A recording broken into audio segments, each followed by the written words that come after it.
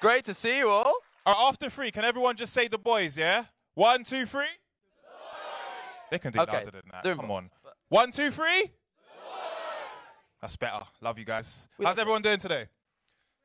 Doing really well. Well, if you don't know, my name is Pinero, and I'm very happy to have you guys here today. And I'm Jack Manifold. Very excited to welcome you all here. And to the people at home on Twitch, very excited to see you in the chat. Of course, you guys are all the boys fans. Guys have seen season 1 and 2, right? Loved it? We love them, don't we? Tonight, we're going to be speaking to some of the amazing team from The Boys about everything coming up in Season 3, which premieres on Prime Video on June 3rd. And we hope everyone has caught up with Seasons 1 and 2, as well as the animated spin-off, The Boys Presents Diabolical, which are all available to binge now on what? Prime Video. Now, I like you, the one in the middle. I like you. In just a few moments, we'll get to what you're all waiting for. We're going to introduce the cast of the show and hear from them all about everything Season 3 and a little bit from Season 1 and 2. But it's not just all about them. We want to hear from you guys too and you guys at home. Absolutely. We're going to be talking about some questions from our live audience, of course. And if you're on Twitch streaming in, guys, can you see me? We're going to have some questions as well from you guys and for the cast members and for our showrunner, Eric Kripke. Get in touch in the comments, guys, and we'll be selecting some to ask them. That's right. Make sure you get in touch now because we're going to be selecting messages from throughout the stream to read in a little bit. So make sure you start messaging. So, we're going to I'll be honest with you. Let's get into it. I know you guys love us, but you're not here for us, are you really? You're here for the cast. So, without further ado, I think it's that time we introduce the people that you're here for. Yeah. Okay, so let's bring out the reason you are all here tonight. Introducing the showrunner and twisted mastermind behind The Boys, Eric Kripke. There he is, the mastermind. Welcome. How you doing, Eric? Nice to see you again. The next person, the diabolical leader of The Boys. Who's? Her? Oh, of course, it's only one person. Billy Butcher himself, Karl Urban. There he is. There he is. Pleasure. How you doing? You good? How are you? I'm all right. How are you? And of course, the most deadly force on this panel, as Kamiko, please welcome Karen Fukuhara.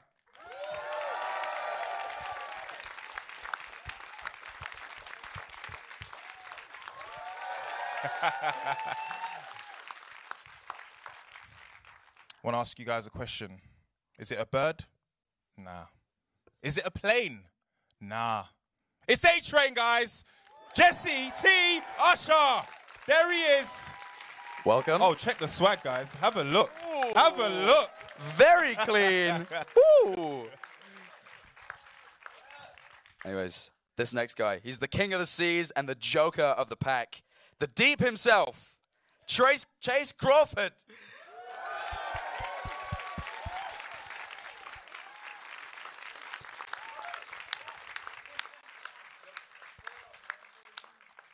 Mind your heads, ladies and gentlemen.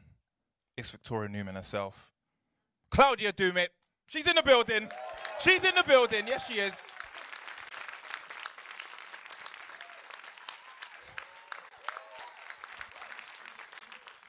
Now, guys, we have the lover of all things, especially the Golden Girls. As Frenchie, Doumit Kapon.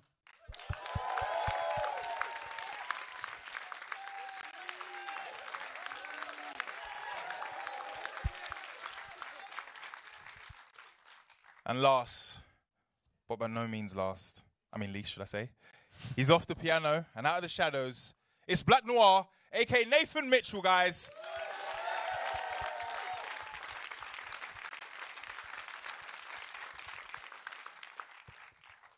Nice to have you guys here. Thanks for having us. Yes. Been here. I actually saw you guys in Texas, South by Southwest. Right. Yeah, loved it. So I had to come and do it again, Yeah, no, it gets like that. I was drunk for a lot of it. I wasn't. I was paying attention. But like I said, it's very excited to have you guys here. For those who might feel a bit, rusty, don't remember what season 1 and season 2 was like, we've got a little recap for you guys to watch. So when you're ready, guys, you should see your eyes over there. DJ, run the rhythm. This is a fucking mess, son. But don't you worry. Daddy's home.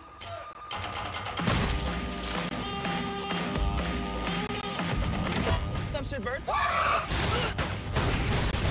have 5 minutes to make your opening scene. You guys fucking ready?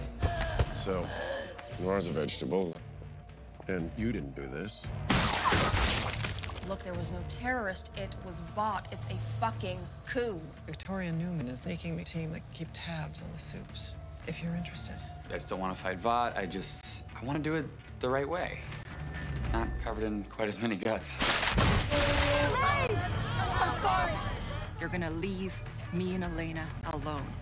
You're gonna stop hunting Starlight, or I release this. Becca's alive. She had a little boy, right? Spit in the image of Homeland. I do not want my son to have to go through what I went through. Ryan, no! Promise me that you will save him no matter what, and you will get him back to me. People love what I have to say. They believe in it. They just don't like the word Nazi. That's all. Where is my son?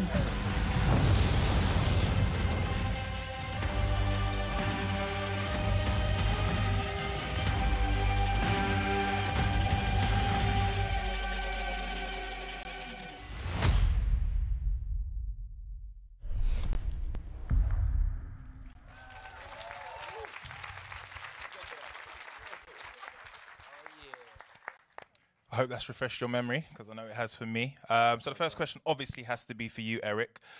Take us down memory lane. How did you get your hands on this truly diabolical property to adapt for Prime Video? I am a huge fan of Garth Ennis, who is the comic book author who created it, and it all started with him. I'm a huge fan of his, and he had written a comic called Preacher, that became a show. And for as big a fan as I am of the boys, I'm like the #1 fan of Preacher. And so I was really pissed that they gave it to somebody else. So I happened to know the producer. And so I said, hey, can we have a meeting? And he said, yeah, come on in. So it came in, sat down, and he said, so what's up? And I said, I just want to say F you for giving Preacher to somebody else. And he said, well, we have the boys. Do you want that? I said, oh, yeah, I'll totally take that. And honestly, that's how I got the job. Very honest. Perfect. Very honest. I mean, you did a great job. Thanks. Anyway, Karl, I have a question for you, and it might be a slightly obvious one, given how badass Billy is as a character, but I'll ask anyway. When you read the pilot script, what got you most excited about the show, and obviously, specifically, your character of Billy? I think what got me most excited about the show was a different narrative, a different take on the whole superhero genre. I felt it was sort of just a fresh and exciting look at something that had been around for a long time.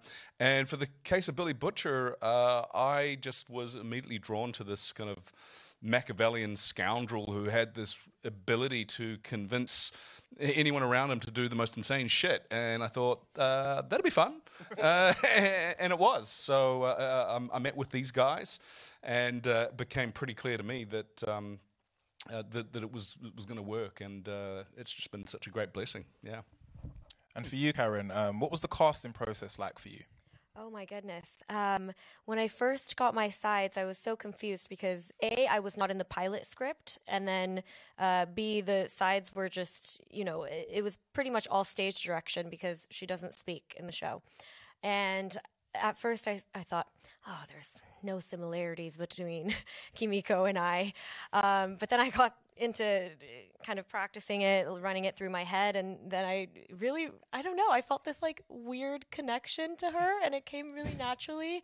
And then I think Eric was in the room the first time I auditioned for it, and she didn't say a word, and it was one of the best auditions I've ever seen. I swear to God.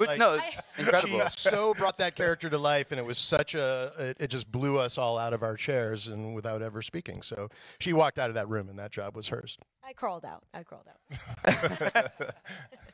No, it's also very nice to be able to put a voice to the face, by the way. It's very surreal to see you talking. But anyway, Jessie, I've got a question for you. how did you prepare for your role of A-Train? Like, how familiar were you with the source material, or was it simply you read the script and you just kind of fell in love with the character? You know? I definitely fell in love with the character based on the scripts. I read the scripts first, and boy, if I had read the source material first, I don't know what my take would have been. Right. Honestly, so, you know, I spoke a lot to Eric initially, you know, and he and I kind of just spoke about, like, what this character, like, who this character is and, you know, where he falls in place in this world.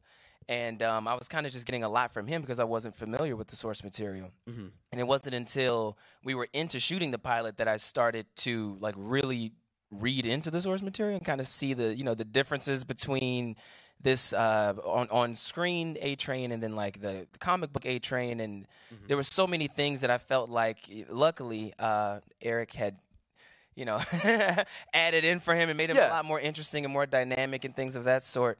So I'm actually kind of happy that I didn't know about him, you know, to a certain extent, before we had kind of created this so you guy. could play into the version that Eric kind of. Yeah, absolutely. Yeah. You know, it was Eric's brainchild, and I kind of took that and Eric, thank you. So we kind of took that and turned him into what you see now. And then I went back and read the source material and kind of added a few components of what's there into you know, what we have now. Approach. Yeah. Chace, question for you. What surprised you most in the early days of season 1?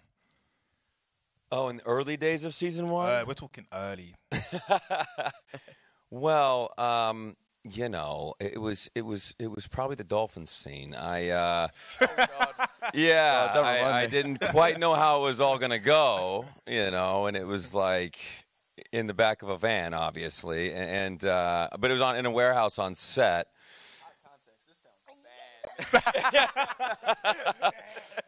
Yeah.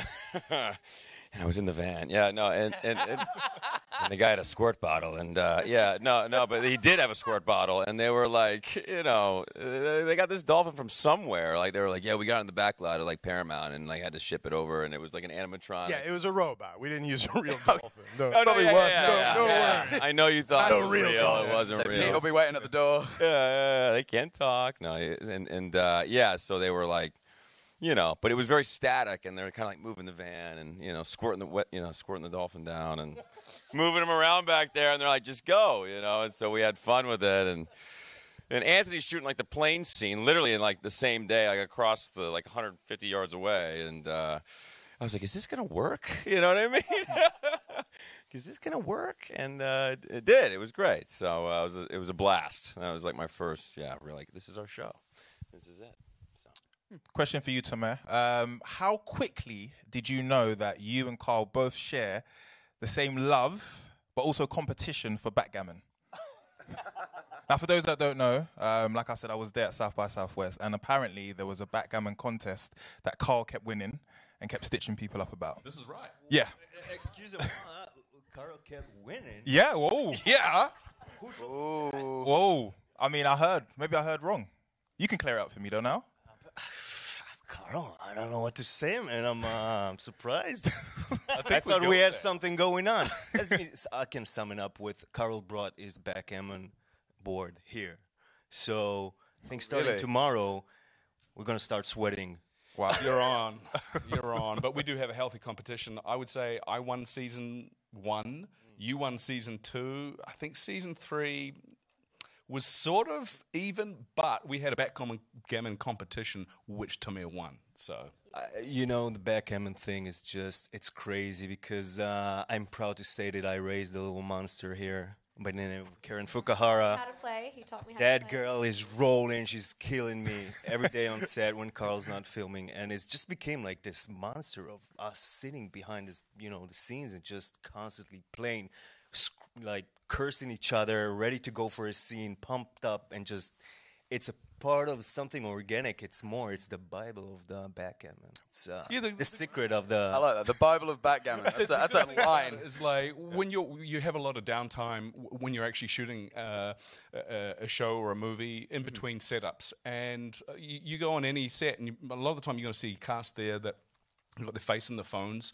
We're not. We're actually, keeping the engine running and interacting and having a fun time. And it was initially it was just Tommy and I, but now it's like the whole cast is into it. That's good to hear. All right, Nate, I've got a question for you. What was your approach in preparing to play Black Noir? Bearing in mind he's a character covered head to toe, completely mute. How do you go about that?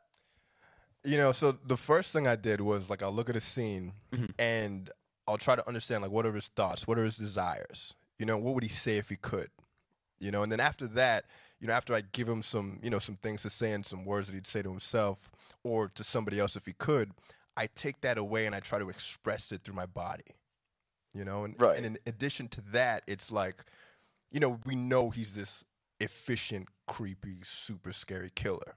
Right, yeah, but and so that's we're very aware. That's a given. But for me, what's interesting is okay, you have that so automatic in you that you don't have to think about it. So when that's the case, who else are you? And so for me, it's approaching the world with a sense of play and curiosity. He's this kid who just wants to, just I think you can see that. Yeah, nice. Thank you. No, of course, of course. Eric, you guys seem to catch even more fire after season 2 with the likes of President Obama saying he loves the show, and of course the Emmy nomination. Round of applause for that as well. Big congratulations. How was that for you? Receiving all those plaudits and also the nominations and stuff for work that you guys have worked really hard on. It's surreal. Any self-respecting writer is confident about one thing, and that's failure. You just you know that whatever you're going to do, you're this is the one where they find out. Finally, I've been able to keep them fooled, but this is going to be the one. So then when you get that kind of reaction, and honestly, I don't know where to put it. To be honest, it's so against my normal chain. I'm really good with your script sucks and we have a ton of problems and you need to fix that. I know how to handle that, but I don't know how to handle. I'm not good with I'm not good with awards and praise. This is a therapy. So when I was young, no, I'm kidding. Okay, thank you. We're not the people to tell about this. I don't know where to start. I've got a question for you, Claudia. As a Kripke alum, how was it watching the first season of The Boys as a fan and enjoying the insane series in such an iconic role? I felt such pressure because they're amazing. It's it's such an incredible cast, and the caliber of talent is just phenomenal on the show. So to step into that, you feel like you're going to tank it. But it's been amazing, and I will work on any show that Eric will have me on. And we can all say Claudia done an amazing job, no? Yeah. Incredible. Amazing job.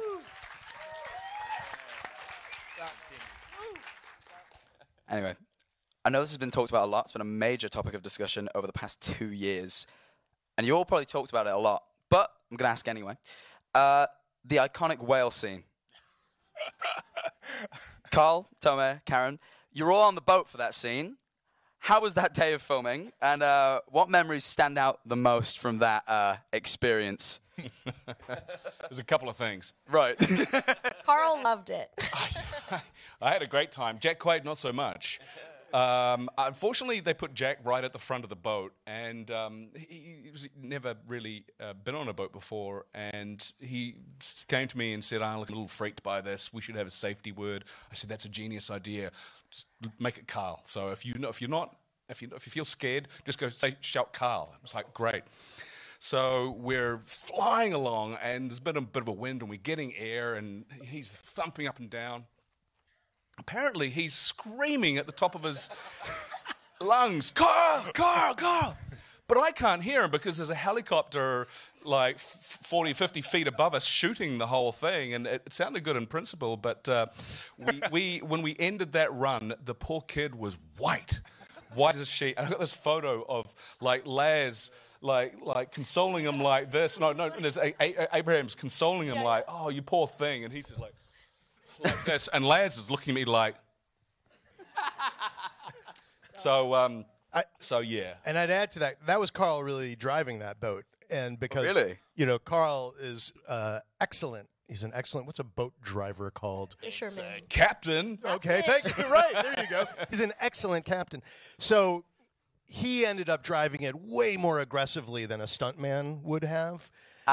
So I think that compounded Jack's horror because the guy driving wasn't a trained professional at keeping Jack alive. It was Karl. We tortured him. And the other funny thing about that was in true boys fashion, every piece of equipment, every car, and in this case, boat is dilapidated. And that boat was dilapidated. And we were lining up to shoot the last shot of the day, and it sank. It sank? Shit you not, the boat sank. It was taking on water, and we hopped out. I was expecting engine didn't start. That's the problem. They couldn't get the engine to start, and then they opened the sort of hatch, and there's all this water in there, and because I had noticed there was a performance issue, I just wasn't getting top speed anymore. So yeah. What I really love about that is not one mention of being covered in whale guts, just the boat. No issue with that at all. No, I didn't have an issue with that. That's just another day on set for boys. Yeah, you know what? Yeah, you made a good point.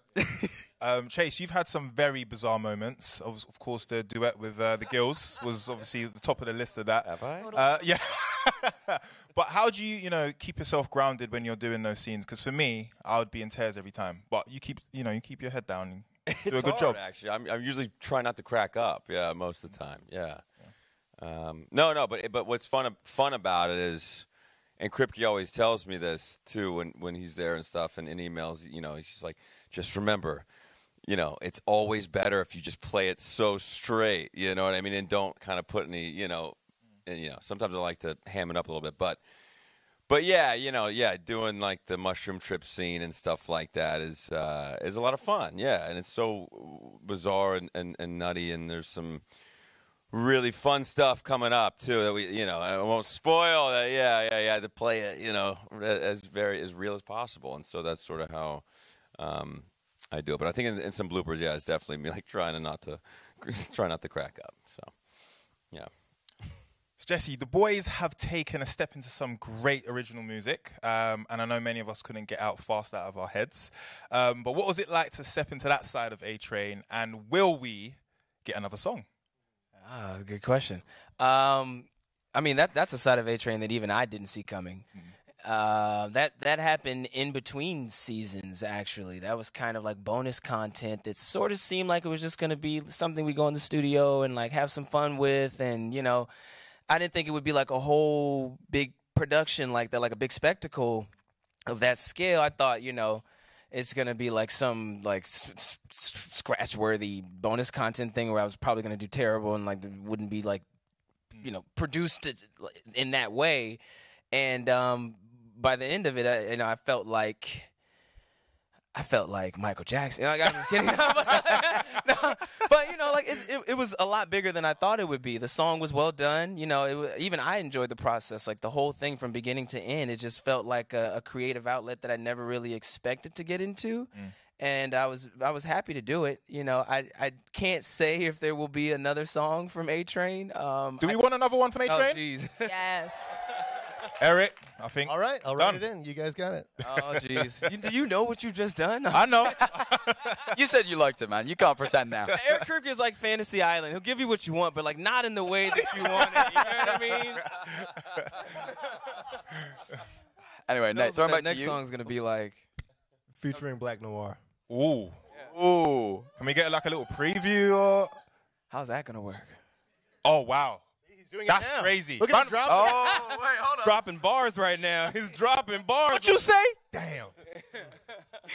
Speaking of Black Noir, by the way, he's such a powerful assassin, and learning that his Achilles heel was almond joys, of all things, was pretty surprising. What's the origin of that characteristic? Okay, so I have a nut allergy. Right. And, when you go on airplanes, you got to tell them, hey, I got a nut allergy, and they make a little buffer zone. Mm-hmm. And so I said that, and somebody didn't hear. And so we're on the flight, and halfway through, I start smelling nuts in the air. And I'm trying to get through it, and it gets to the point where I feel like I'm going to pass out a little bit. So I take my shirt and I put it over my nose. I just have it there the entire flight.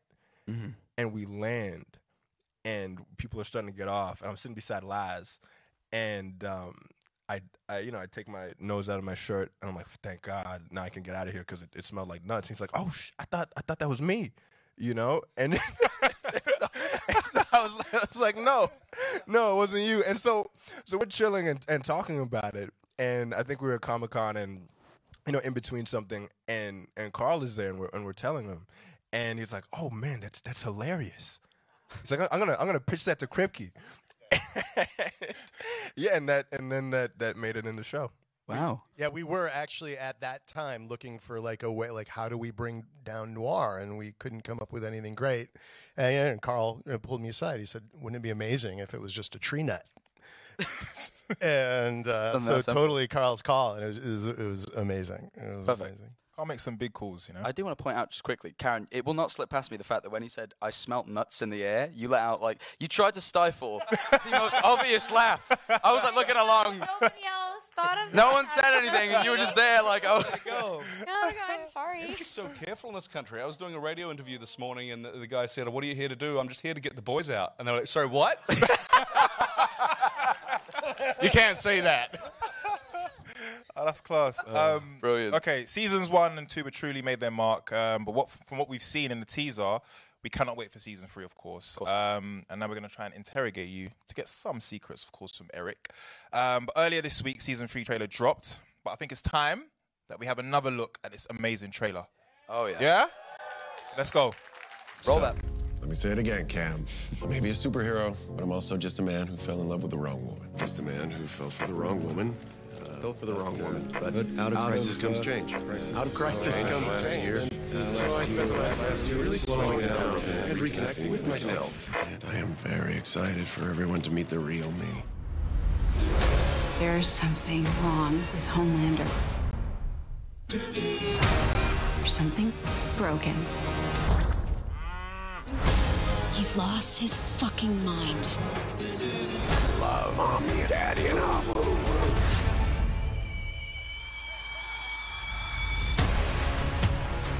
Butcher! Oh! We've been on the straight and narrow all year. No killing soups, no drinking. Even follow Hugh Campbell's orders without strangling him. Now you're just being cruel. Or maybe you're not such an asshole. People have superpowers. But real power isn't this. It's the ability to bend the world to your will.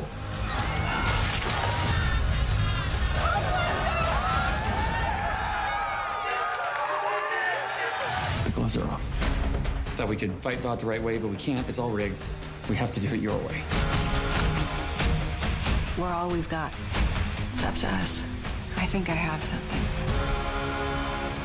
Maybe we can use it to blow Homelander's fucking brains out.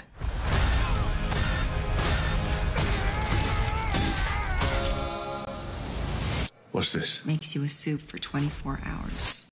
You're gonna need it. The whole point of what we do is that no one should have that kind of power. For once, I'll level the fucking playing field. I show people the real me. I mean, they fucking love me. By the heroes and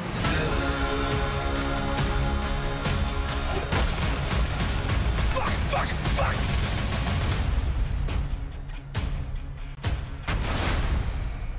Christ, Soldier Boy. Oh, shit!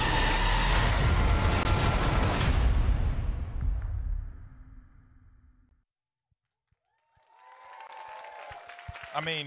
Amazing. How amazing is that trailer? For you guys, it's available from June the 3rd. So guys, tell a friend to tell a friend. And you might want to tweet about it at Prime Video UK. Tell a friend to tell a friend, like I said. So Eric, season 1 and 2 is insane. Is there any secrets that you can give us about season 3 or what we can expect? Without spoilers. Just without them. Ideally. Yeah. I mean, I'll do my best. it starts a year after season 2, and it's kind of weirdly been peacetime because Huey is working for Claudia over there, and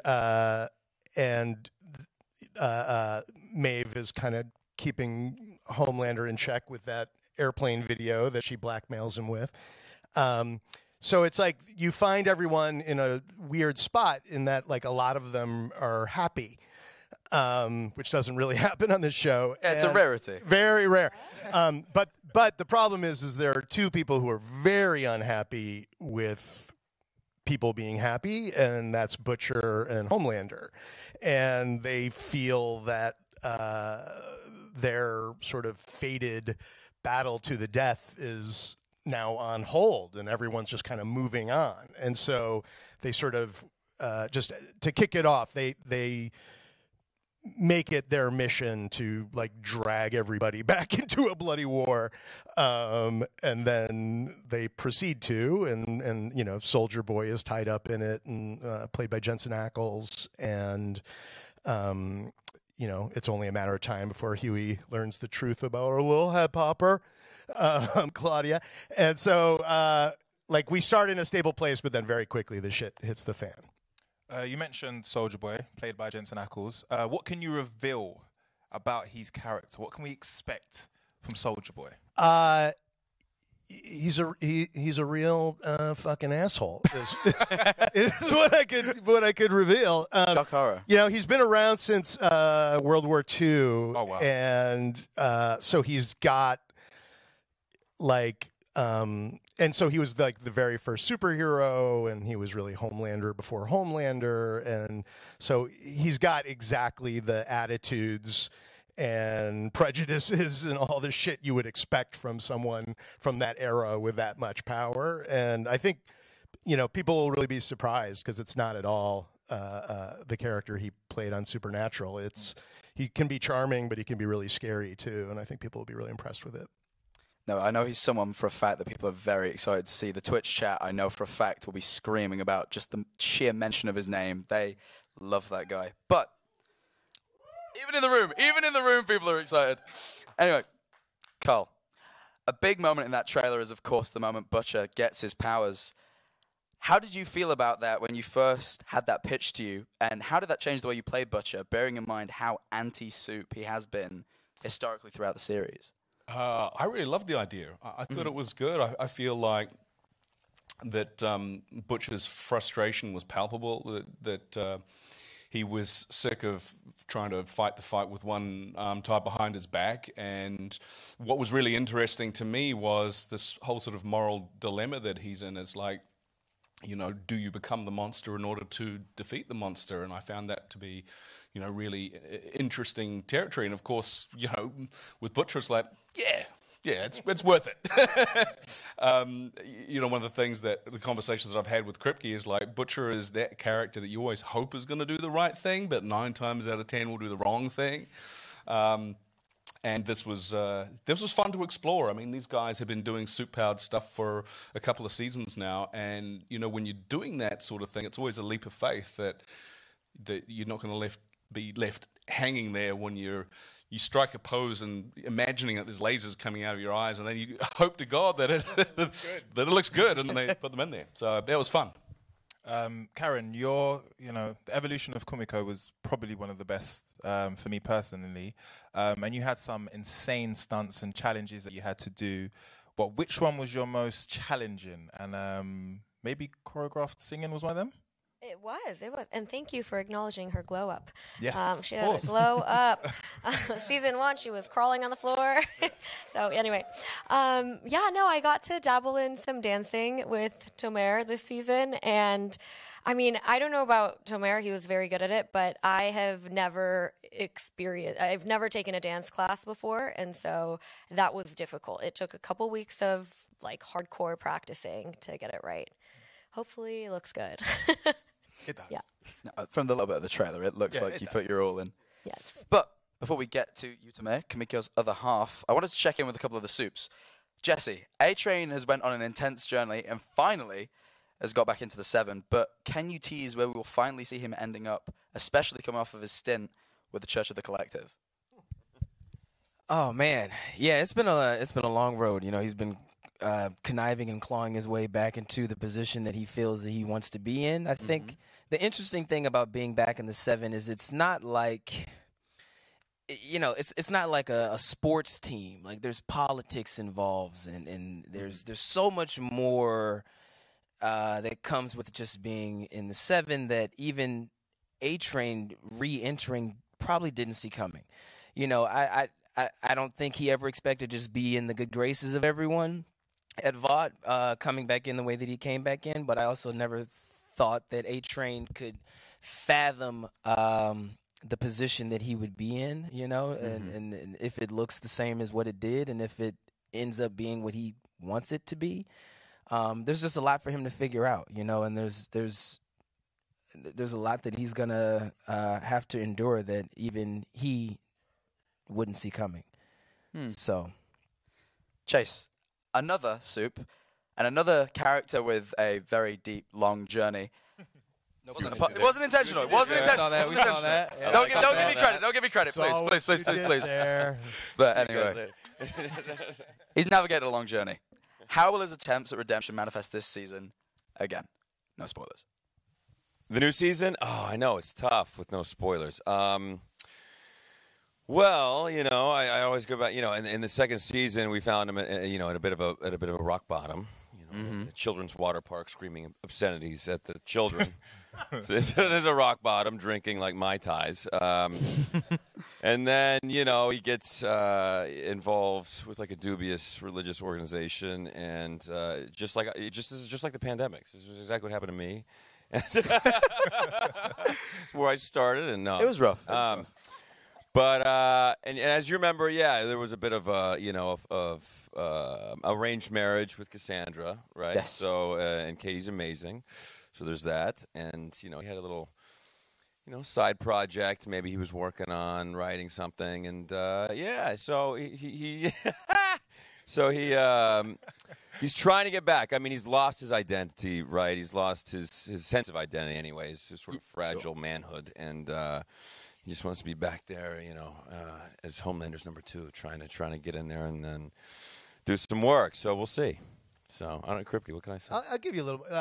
He's sort of unexpectedly still with Cassandra, and as he's conniving to be back in the 7, he has something he's never had before, which is an intelligent person next to him helping. And so we start with a really interesting bond between those two, because she's sort of the Lady Macbeth to the Deep's epic story of redemption. Now to the Betty White of the group, Frenchie, Kumiko's other half. So Tamer, talk to me. What, you know, challenges does Frenchie face, again, no spoilers, in season 3? You know what, as Eric mentioned, I mean, a couple of us are having a good time when the season starts. Frenchie's happy. Wow. Look at the shock.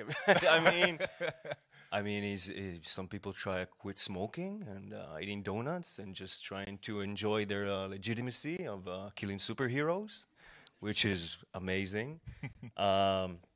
But then, you know, the past, Frenchie's past. We got a glimpse to it. It's always there. And can we past the past? You can mention that the big cold past that is coming. It's very cold. I mean, I don't know where you're going. From a very cold country past. But yeah, no, but more than anything, I just wanted to say, because I heard Karen answering about the dance, and I have to say, so many of us manifested nuts. Gills. Nuts. I always wanted to be a ballerina, brother. So Eric, thank you. Yeah, just the best. And then, you know, more than anything, I think Frenchie's position in the boys, being the kind of wacko teenager of the bunch. Real questions in terms of my papa over there. Just, you know, what's his place in the boys? Who is he doing it for, and what for? And more than anything, which I'm very excited for the audience to see, is, I mean, Frenchie and Kimiko start to really communicate. Whoa. I know. Which is... What? I think someone wants to dance, which by all means you're welcome to do, but I'm not going to pressure you. No, thank you. Claudia, let's talk about Victoria Newman as Huey's new boss. The guys just can't catch a break with the FBSA's under authority, and the audience knows how incredibly dangerous she is. Little snake, not you, but yeah, the character. She's a wonderful boss. Yes, we'll see. But what was it like stepping into the mind of Victoria? I mean, she's a pretty duplicitous person, so very easy. No, she's... Why? No, I think it's endlessly fascinating trying to figure out how she acts depending on the interaction she's having, like who the person is that she's talking to, and so based on that, how vulnerable she can be, or like seemingly vulnerable, where she's going to manipulate, what buttons she's going to press, how she's going to play it. So she's very strategic. It just depends on who she's playing backgammon against. Wow. I worked that in there. Good one. Good call. Put it all back together. I put it in. Full circle. So Claudia, talk to me. Do you think she's on the side of good or bad? Or does she consider herself to be, at least? Yeah. I think she knows that the things that she's doing cost her morally, as it does everyone on the show. So I know she knows she's making some tough decisions here, and she knows that she's kind of reassessing herself. Good answer. Yep. Good answer. Safe. Good answer. Safe Straight. answer. Safe answer. So, Carl, it looks like relationships are being redefined this season, but can you talk about Butcher navigating his relationships with Ryan, and of course with Huey as well, and his new role at the FBSA with Victoria? How do these changes sit with you? Yeah, with Butcher, well, yeah, it's not so well. It's a huge challenge, obviously, you know, with the tragic death of Becca and being left with that responsibility to protect and look after Ryan, and to suddenly find himself in a paternal role, and you know, Butcher is as far from father material as you could possibly imagine. It's a huge challenge for him, but he gives it the good old college try, and obviously all that responsibility is completely at loggerheads with his objective, which is revenge against Homelander, and it really sort of, you know, it sort of makes for an interesting kind of conflict without giving too much away. Yeah. So, and what was the other part of the question? I think no, that's all right. answered You got the it. question. Yeah. I think you covered it. Did really well, that answer. Karen and Tomer, can you talk about Kimiko's sign language and how it plays a part in, you know, the deeper connection that both your characters have with each other? Yeah, so Kimiko's sign language was introduced in season 2, and for season 2 at least, we only had Kimiko and Kenji speak to one another in the sign language. But then at the end of season 2 and in season 3, we get to chat. We have some chats. Yeah. Yeah. So Great teacher. Yeah. No, I'd like to think that it deepens our relationship because we know what we're saying to one another. Usually that's the case. It's usually quite important. Usually in a friendship. So yeah, I mean, how was it for you learning it? You know, more than anything, just seeing bits and pieces of those scenes, it's extraordinary how they work. Like it's unbelievable the way I don't know what comes through, but I mean, talking is so 2021. We're so no, over talking? it's Verbal talking? it was a great experience. I mean, when we read it, there were a couple of scenes where I'm in it, and I don't know if you remember, immediately came to you and said, I want every scene in every scene to speak with their only sign language, and Eric goes, you know, try it. Like your voice too. Yeah. What's really impressive about it is it's a real language, but we made it specifically for us. Like it doesn't exist outside. It doesn't right? exist outside. It was because it was what Kimiko and Kenji taught each other. So the woman who did all the sign language for Shape of Water, you know that movie? Yes. Yeah, so yeah, Risher. she came in, Amanda, and worked with these two and had to teach them like an entirely new language that is consistent. Like we don't make it up as we go. Okay. It's a real language, and so the fact that they had to learn all of it and then be able to speak it fluently is incredible. We call it KSL, Oh my gosh. Oh. What? I think he said say something to each other. Ooh. Oh. I could do like a. Yeah, totally. And we're going to believe that they did it. Yeah, we're going to they trust sure them. did it. Thank you so much. That's real. Yeah. Incredible. And what was that? Real. Just I mean, some good I know dialect. one everybody knows. Are you ready? 3, 2, 1. universal. Eric, I think this is on everyone's mind. How on earth did you think of Herogasm? Oh, I didn't think of it. It's Garth Ennis. It was. It's in the comic, and it's sort of this infamous storyline that takes place. I mean, it's no secret from the name, but it takes place at just this massive superhero orgy. And he's clapping in the back. Fans of no orgies, shame, right up no shame at all. Hands in the air. Yeah. Wow. Wow. It's more of like a dare. It was me just kind of answering a dare, really, because anyone who I ever worked with, or anyone who I ever talked to who knew I was making The Boys for all the first 2 seasons, who knew the source material, literally always the first sentence out of their mouth was, "I dare you to do Herogasm." And then like the first 2 years we were building cachet and popularity, and in season 3 I said, to the writers, I'm like, I think the show is successful enough that we can force Amazon to do Herogasm. And so we told them, we're going to do Herogasm this year. And it's funny. It's like they reacted like a parent who's like finally letting their kid like have candy. They're like, we knew this was coming.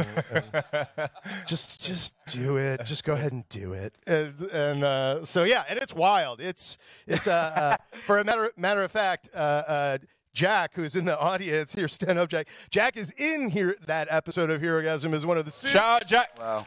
Big shouts out to Jack. Yeah, and and I would say he would tell you the filming of it was traumatic to every single person involved. Yeah, I would say, I can imagine. Keeping a straight face earlier. This feels like probably the biggest challenge. No, it's not so much keeping a straight face. It's like being able to sleep at night again. Right. Okay. Yeah. I think I've misjudged it. I think that's enough questions from us, but it doesn't end here, of course, because there's people in the audience and, of course, on Twitch as well. But we've got some questions from the crowd. Nathan, where are you? There you are, Nathan. How do, Nathan? Yeah. Right here. So I wanted to ask, do you guys have any advice for aspiring actors? Yeah, absolutely. I think the best thing you can do is invest in yourself and invest in your craft. When you're not working, pay to work. Take as many classes as you can so that when that opportunity comes your way, you're ready for it, whether it be an audition or whatever. The analogy, it's like think like a boxer. A boxer doesn't come out of the corner of the ring and that's the first punch he's thrown. He's been training for months and months. And I think if you invest in yourself, then all the energy that you put into yourself, you'll be rewarded. Yeah. Wow. Nice one. Thank you. More, man. Sum that up. I'm taking that advice for myself, so you might see me in The Boys season 4. Aisha, where are you? There she is. So my question for you is, who constantly just makes everyone laugh on set? I feel like it's always the quiet ones. I feel like everyone kind of takes turns, and makes fun of each other and like plays jokes on one another. It's everyone kind of likes each other.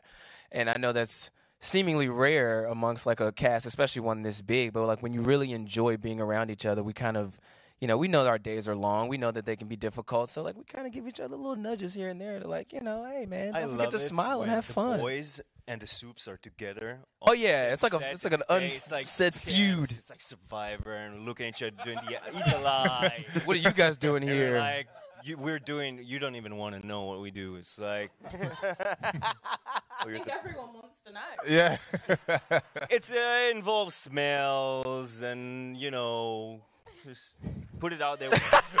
Eric's like, everyone else is confused. Eric's like, what set was this? Wait, what? I don't think I was there that day. I'm not sure.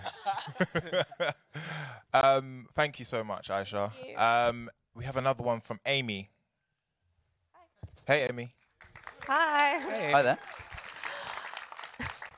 So your fight scenes on The Boys are pretty long and intense. How do you prepare for those, and what are the challenges involved? I'll take it. I'll take it. We worked with a wonderful stunt coordinator named John Coy. John Coy, is that his full name? Koyama. John Koyama. We call him Coy. And he was all about prep and rehearsal. And so I think I started my rehearsals like months in advance for certain things, and I would train a lot. And that's not just me, it was for everyone else here. I know Karl had a big one this season. Fight. Big big fight. Big fight. These disclaimers. He got the boys out and had a big one. Yes. And these nuts as well. But it's important, because if you don't practice, then again, it's kind of like the acting advice that Karl gave. Like, you can't just show up on set and expect to be wonderful. And it's about safety as well when it comes to action. So, yeah, we had a great time. Thank you. Well, a big thank you to our questions from the audience. We appreciate you. Before we move on, I actually have a follow-up question to that. And I'm just curious. On average, how long would you say you spend preparing for like a fight scene like the ones we're talking about? I'm not sure. I usually go do some like weight training for an hour and a half maybe, and then I go into stunt training. If I'm not shooting that day, I try to go for like 2 hours, 3 hours. Wow. 2 hours. It depends on whether we have wire work or not. Karen won't say it for herself, but I say she was the most hard worker. I mean, physically this season, it was just seeing Karen every other day with a new bruise, with a new, bandage on her. It's like, Karen, how are you? I'm fine. Let's go, baby. Let's go. It was like insane. So hats off, Karen. Round of applause for Karen. Well done. You don't even know. I'll slip you a 20. What's Yeah, coming. thank you, love. Anyways, said 50. To the people at home, don't think we forgot about you. I have some of your questions here on this iPad that I don't have turned on. But when I turn it on, it's going to have a bunch of great questions. For example, Random Comic Fan asks, here's ones for Karen. If Kimiko were a member of the Seven, what would her soup name be? Sorry, what was the question? Sorry. It would be, if Kimiko were a member of the Seven, what would her soup name be? I want Eric to answer that question. I don't know. Hard one. I don't. Silent but deadly. Silent Deadly. Silent and Deadly. Yeah, Silent Deadly. Silent but deadly. Good That's name, my good name. answer. We like that. Anyway, we have another one here from Play It Loud 11. This is for Kripke. Why are you always exploding people? Very to the point. It is a good question. The show would be so boring if we didn't explode people. It would be. It's fun. I mean, two reasons. One, in terms of the story, the whole goal is we're trying to point out that if superheroes really were in the real world, it would be the worst. Oh, the collateral would be insane. Terrible situation. Awful to take that much power into us who are fairly vulnerable walking bags of meat. That would be a terrible, terrible thing. So we like to demonstrate that what would really happen. And all the people who are always like, your show, it's always so gory and you have all of this horror. One thing that they don't quite get is like, it's so fun to make. Like, it's the most fun out of anything in filmmaking because they're sending you these videos of like they made this head and then they wired it with a tube to squirt, and like it's the most fun toy building ever. Mm-hmm. So the actual work of it is really delightful. So that makes us as the writers and producers always like happy to write it in because it's such a blast to work on, although they get covered with very sticky, sugary blood that attracts bees. So they don't like it sugary? They don't like it as much as the writers do. I would love you for one day, just one day, to come onto set. Like, as an extra, we'll put you in there. Just cover you in blood for the day. Wait, you're and then telling go me home you've and not take done a shower. No, and see what that feels like. I honestly think that's fair. I'll make sure that happens. That's fair. I can't. Never going to happen. You heard it. It'll happen. Now you've dared me. We'll be checking back in. Anyway, we have another question from XX, yours truly. XX, how hard is it to get the fake gore out of your hair after a shoot? Yeah, well, it gets into every single pore, crevice. Yeah, it's a mission.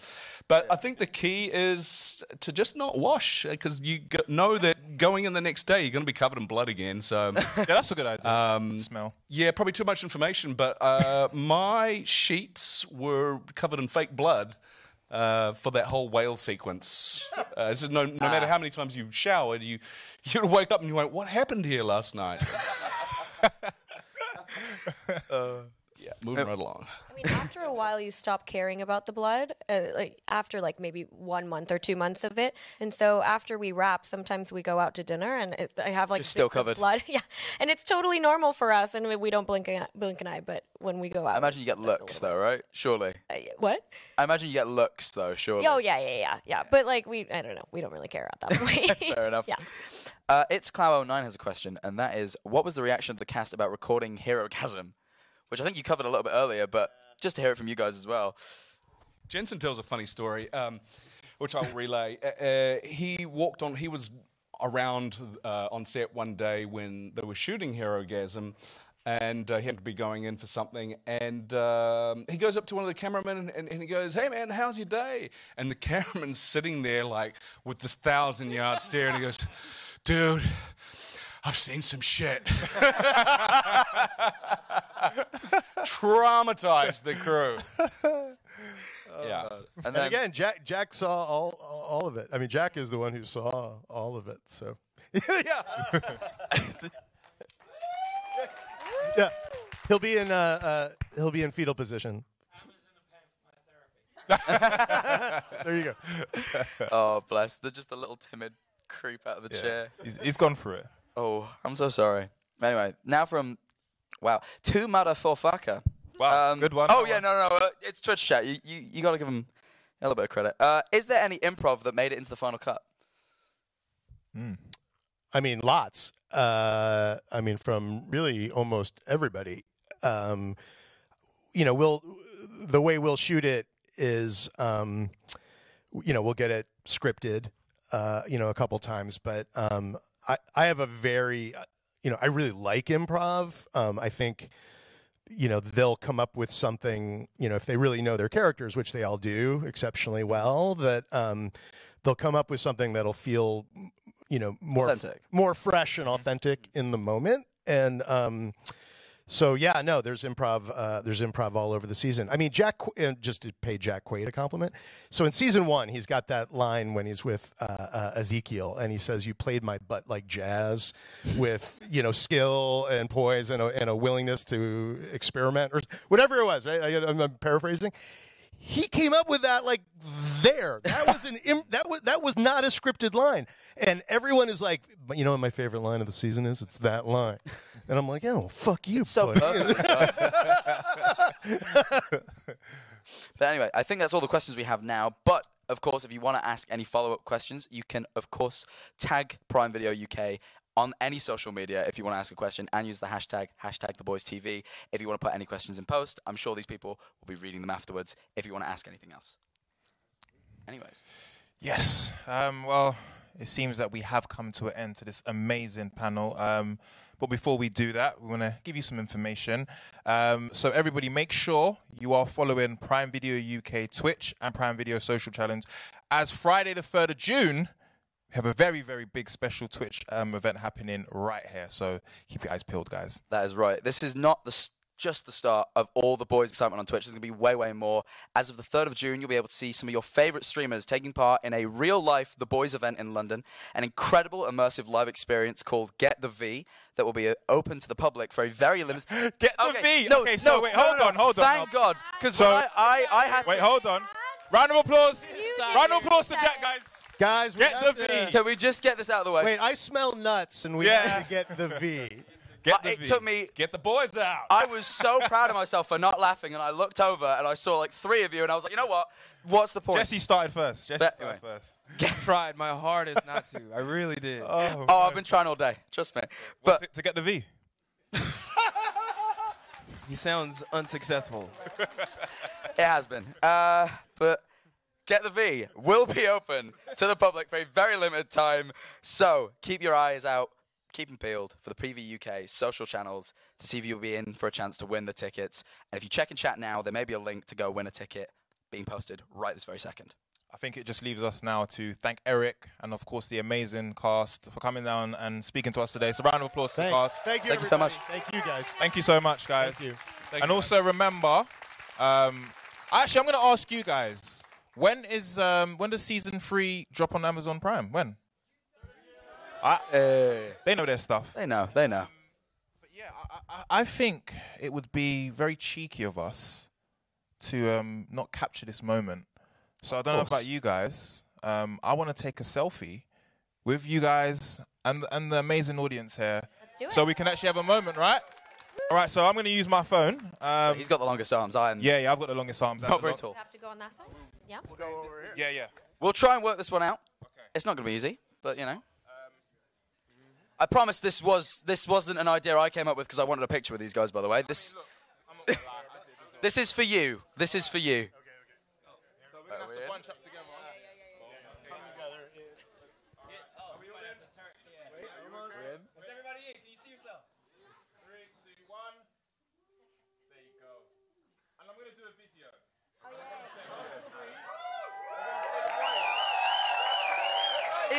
He's not filming. He's not filming. So after 3, we all say the boys, including you guys behind there, okay? Awesome. 3, 2, 1. The boys! Thank you, guys. Thank you so much, everyone. We appreciate that. Thank you. Thank you, guys. Thank you. Thank you so much. No, appreciate it, man. That's great. Good seeing you. See you again. Thank you. Awesome. Thank you so much. Thank you.